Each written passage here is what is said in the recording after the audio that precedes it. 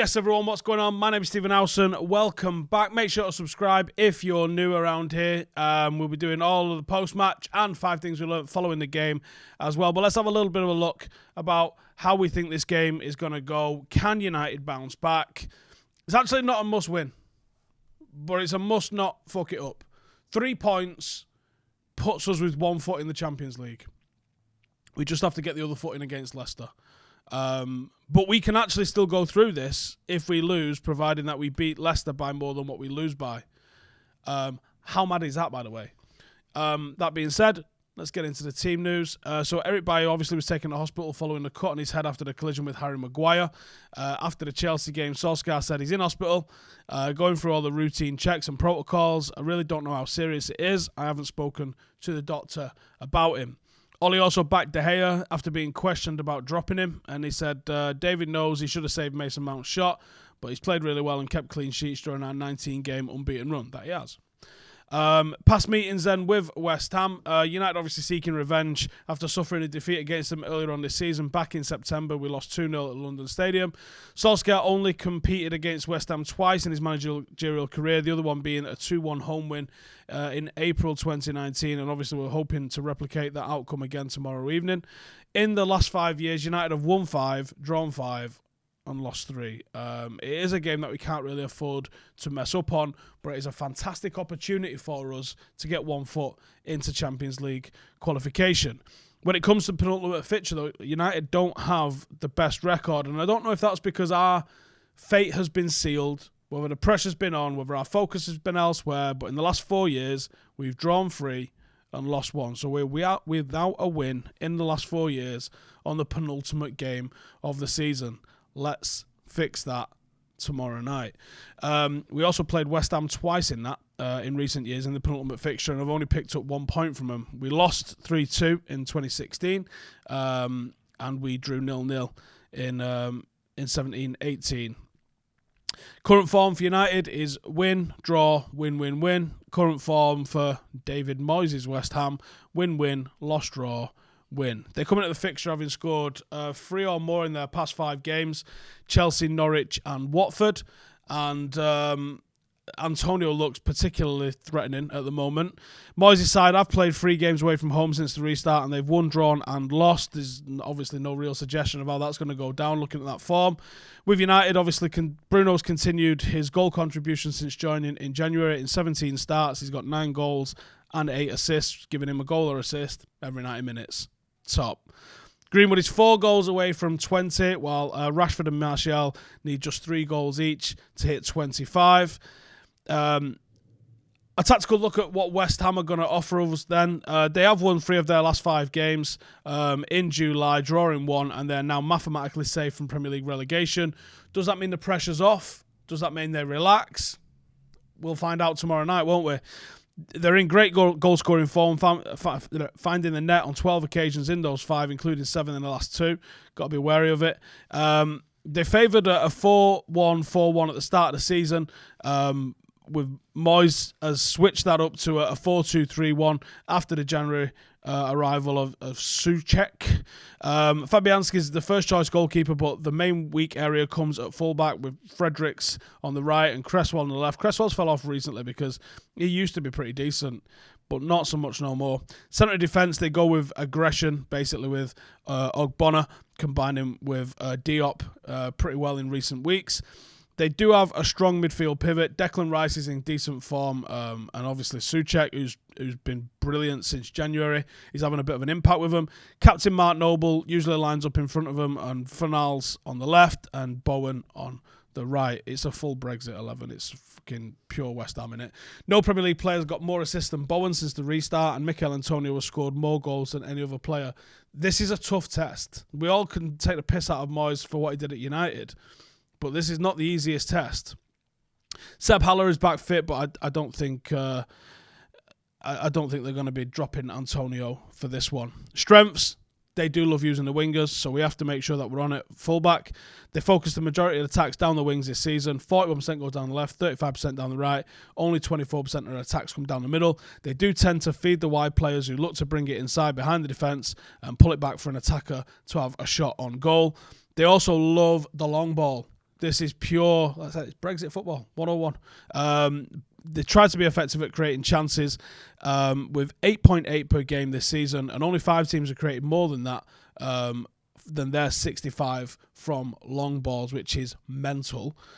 Weaknesses, defending down the wings. As previously mentioned, Fredericks and Cresswell are weak points that United should be looking to exploit with pace. Cresswell in particular has lost the support of West Ham for his poor performances this season, so Greenwood should be licking his lips and making it even harder for him. They also don't keep possession very well. Premier League games where West Ham have had more than 50% possession have been well rare. They average 45% possession, not because they lose the ball, because they wait for their opponents to make mistakes rather than forcing them with a high press. They properly drop back into that low block. And that could be something that United need, actually, with the amount of teams that have come and pressed us hard. Maybe a team that tries to sit back against us for a change offers us something different. For West Ham, key players going to be Michail Antonio, 7 goals since the restart, more than any other Premier League player, and is expected to start over Haller, I reckon, at Old Trafford. He works hard, hassling defenders and making them uncomfortable, and with the way ours have been playing, I don't relish that in the slightest. His finishing has only improved during his time in the Premier League as well. West Ham are going to try and find him with long balls over the defence and hit early crosses, which suits him. And he's got pretty impressive heading for being literally the same height as I am. Player to watch for United, Paul Pogba. We'll get into my 11 in a second, but for now, let's just talk Paul Pogba. He was rested for the FA Cup semi-final, surely with an eye on him starting. If anyone was getting dropped in this team, and by dropped I mean rested, because he looks pretty dead, it'd be Bruno. We'll go for my 11 in a sec, but like the reason that Pogba sits on the bench is so Pogba can dictate the play in this game. For as good as Bruno is, Bruno polishes off everyone else's work. You need the midfield work, and Paul Pogba is that midfield work. That's where he's looked great since the restart, and that's where I expect him to look great, hopefully into the future for United.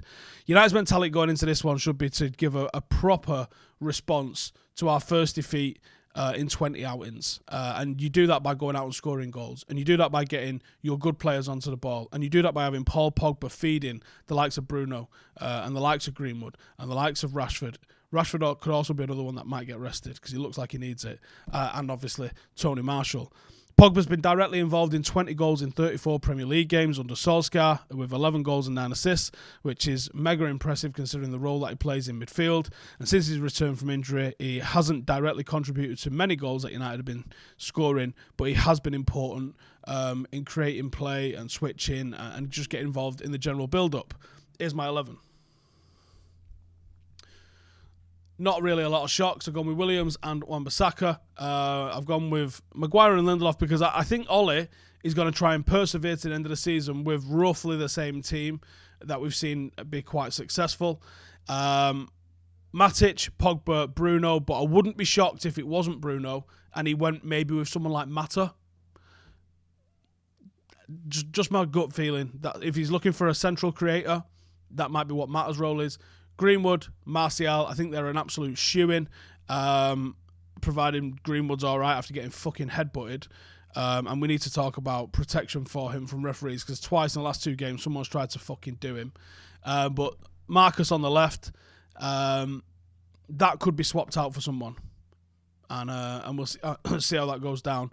It might also just be Rashford that plays. We've got some questions here from the Patreon group. Let's see what we're saying. Do you think a 4-4-2 diamond would be a good idea to try and play in between the lines as a way of beating the press? West Ham don't press. They are more likely to sit back against us. Was getting Matic a 3-year deal a rush decision?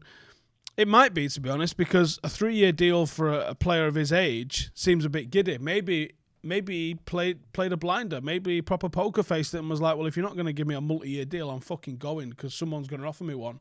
And maybe we flapped, realised his importance and coughed it up. Strongest 11 in both games is now a must. Oh, yeah. We've got quite a break. When you consider that the last game is a night off, or it fucking should be a night off, with no FA Cup to play on the 1st of August now, we got quite a break from the end of the Leicester game to the quarter-final in the Europa League. So, no excuses. Should we give the likes of Maguire and Bruno the night off since they look running to the ground? And can we afford to? Maybe one of them. Probably not both of them. We'll see how it goes.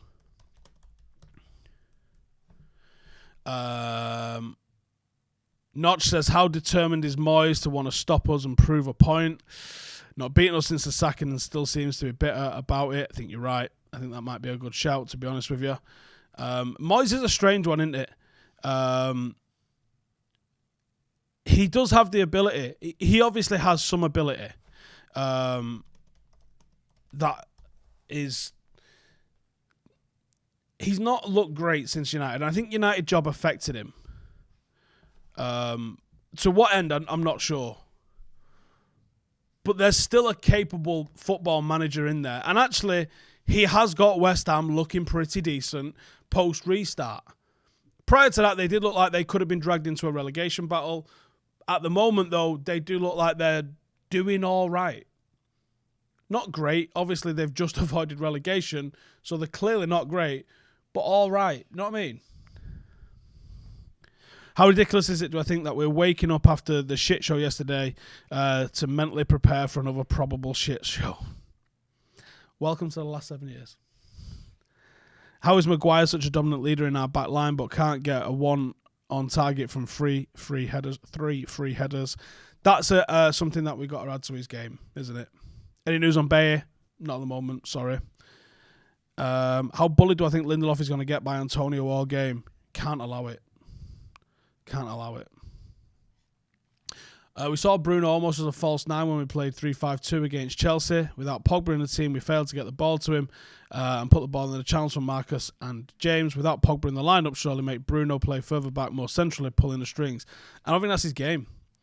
I don't think it's his game to be so deep when playing. I think he's better almost in that sort of trequartista role rather than the deep playmaker, which is what we have with Pogba, because I think that's where Pogba excels. Nice to see the world overreacting. Do I think Ollie is going to run our 1 with 11 into the ground for the rest of the season because no one else is good enough? Yep. As a way of both preserving his value and confidence, what do I think about sending De Gea on an early holiday from this game onwards?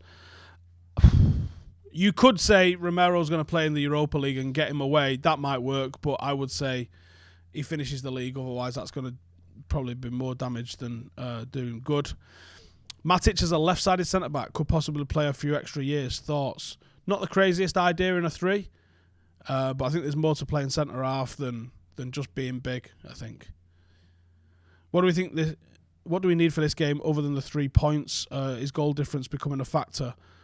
No, goal difference isn't a factor, really. As long as we don't lose by more, like we can lose to Leicester on the last day, as long as we don't lose to more than what we lose that we beat West Ham by. So if we beat West Ham 4-0, we can lose 3-0 to Leicester and still be 4th. How fucking mad's that, by the way? So I'm not worried about goal difference. We've done well pulling that back. Mint pulling that back, actually, to the point where it's now in our favour, pretty much. Let's go and get 1 foot in the Champions League, though, against West Ham. That'll be handy for us. Do I think that Wan-Bissaka needs to work on his press resistance as his passing has been poor of late? Is this a lack of options in front of him or bad decision-making? Thought Timbo progressed the ball quite a bit more. Timbo's a good player on the ball, and that's why I always thought he could play midfield. Wan-Bissaka is not that good on the ball, unfortunately. Can't we do something to protest against the standard of refereeing in the Premier League? It's been absolutely shambolic. I mean, go for it. Knock yourself out. I don't know where you start to protest it, though. How would I spark some life into this team after that loss? Would I change the system or personnel? I think United need tempo. Unfortunately, the changes that are obvious matter for Bruno to rest him. Well, Matter's not bringing you tempo. He can bring a lot of things. Fucking tempo's not in the top 20 of the things he can bring you. If you take Marcus and Bruno out of the team, you lose tempo, even though both of them look dead on their feet. I think you've got to go with tempo against West Ham, and you can't really match them physicality because they're going to be they're going to be so fucking 1988 English football style, where they're just going to hit it straight down the fucking pipe, that you have, like, this might not be the game for Lindelof, but I think he's going to play. You got to play Matic to cover for Lindelof, but he needs a rest. You want Marcus to be able to exploit, Marcus and Greenwood to exploit what's going on with the fullbacks, but they're knackered and they're easily, Greenwood's getting physically targeted at the moment. It's a conundrum. It's nowhere near as easy as people think, and it's nowhere easy as people like to just go, oh, Ollie's shit. No, there's more at play than that. Way more at play than that. Do I believe the players played within their abilities yesterday? I had a feeling before the game Ollie was ready to sacrifice the cup for top four. Maybe thought we could nick it, but then De Gea made the mistakes. I think the timing of their first 2 goals just fucking took the life out of us, and that's football sometimes, isn't it? How concerning is the inability to play out the back under pressure? Is the solution a target man or a central forward as backup when we're under the cosh, or is it limitations of the fullback, particularly Wan-Bissaka, and allowing us to bypass the press? Yes, it's personnel, and I think if you wanted to bypass the press, the way we get pressed, you probably have to upgrade Wan-Bissaka. You might need to upgrade whoever it is at left back. You definitely need to upgrade the goalkeeper in terms of the ball playing ability, and you probably also need to be a bit more active in midfield. This I find mega interesting at the moment, because something we're working on for Paddock FC is getting it out of the back. How are we going to get it out of the back? What's our options? Pressing is obviously extremely fashionable at the moment, and we're a small team. Can we go long? This is where we're going to have to try and figure out how it all comes apart or comes together. Did the Chelsea game expose the issues of why it might take longer to get back, especially with the potential resurgence of Chelsea, Arsenal, Spurs? Back Ollie all the way, but does he need to have backing to get us to the level we need? Of course he needs backing. Every manager needs backing. Even for Sir Alex needed backing. He couldn't just work miracles with fucking wooden sticks. Yeah, he's obviously not comfortable with certain members of the squad, and it takes more than one transfer window for that to happen as well. So, yeah. Are we worried about being bullied at set pieces? We fucking should be. And I am a little bit, yeah. He's playing from the back, costing us. Yes, but again, he's saying, does Ollie need to change that? Yeah, probably, but who you going to bang it up to? I personally would have wanted to see Ighalo, because I thought Ighalo could have done something. I don't think Dan James was the option in that. You can't fucking go and ask Dan James to hold it up. It's not going to happen, is it? Do I think West Ham will try and counter and do 82 crosses, or will they just try to press us? Counter. They'll counter us. What's the possibility of giving Mengi his debut, given the need for a faster, more physical presence alongside either Maguire or Lindelof? Don't think it'll happen in the league. I think he's got that LASK game firmly on lock. Everyone talking about the press being difficult to break through, but we have very talented midfield players and wingers. Why are we struggling with it so much? I think it's a combination of things. If De Gea used to be good, which is why I think it's down to the goalkeeping coach in a massive way. De Gea used to be good with his distribution. De Gea had the confidence to be able to just chip one past that first line of a press, and that's changed. Now, more often than not, you see him just fucking crumble, and he only makes the easy pass, or he goes long. So often, the easy option for him to go long was to go long to Fellaini or Lukaku, which used to have me pulling my hair out, because Lukaku couldn't hold his piss, and Fellaini, if he does win it, can't do anything with it. So it's a nightmare. That was De Gea's get out of jail free card, and we would hold the ball up the pitch. Now, because we haven't even got that option, the ball just comes straight back. And that's where I think United struggle. Luckily, I don't expect West Ham to press us. It's not their game. I think West Ham are going to try and sit and low block us. And hopefully we're good at that. Let us know in the comments how you think this is going to go down. Cheers for subscribing for those who have. I'll see you in the next one. Laters.